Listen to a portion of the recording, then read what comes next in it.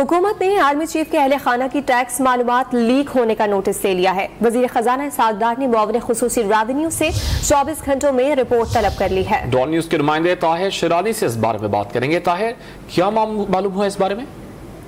देखें, जो army chief के अहले खाना की टैक्स मालूमात लीक हुई हैं तो उस पर वजीर खजाना इसहाक डार ने सख्त नोटिस लिया है, क्योंकि वजीर खजाना इसहाक डार खजाना के साथ साथ रेवेन्यू के भी वजीर हैं और रेवेन्यू FBI, तो उस हवाले से जो मावन खसूसी हैं तारिक पाशा, उनसे वजीर खजाना ने 24 घंटे में रिपोर्ट तलब की है।